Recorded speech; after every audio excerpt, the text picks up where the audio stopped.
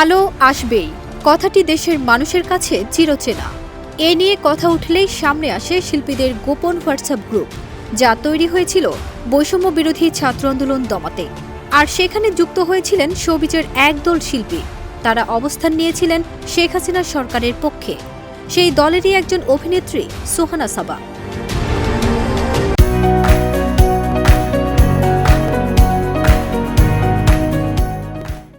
৫ August Sheikh Hasina সরকার পতনের পর বিপাকে পড়েছেন আলো আসবেই গ্রুপের শিল্পীরা।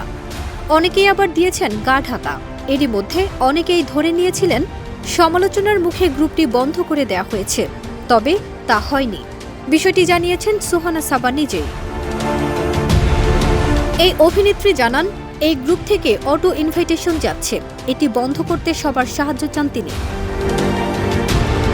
সোহানা সাবার কথাই, আমার ফেসবুক থেকে অনেকের কাছে ইনভাইটেশন যাচ্ছে যে আলো আসবেই গ্রুপের জন্য। এটা কিভাবে যাচ্ছে আমি জানি না, আমাকে সাহায্য করুন। প্রথমেই জানান আমি কিভাবে গ্রুপটা বন্ধ করতে পারি।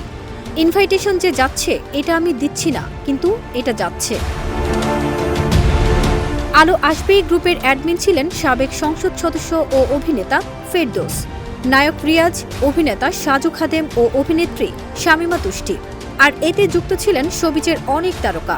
এই তালিকায় আছেন সংসদ সদস্য ও অভিনেতা ফেরদৌস, নায়ক রিয়াজ, জায়েদ খান, সাইমন সাদিক, অভিনেত্রী সুজাতা, অরুণা বিশ্বাস, নিপুণ, শমী কায়সার, আজিজুল হাকিম, রোকেয়া প্রাচী, সুইটি, হৃদি হক, আসনা হাবিব ভাবনা, জ্যোতিকা জ্যোতি, সাজু খাদেম, সোহানা সাবা, চন্দন রেজা, সঙ্গীতশিল্পী শুভ্রদেব, নির্মাতা মুশফিকুর রহমান গুলজার, এস.এ. হক আলিফ, খুরশেদ আলম খসরু সহ অনেকে।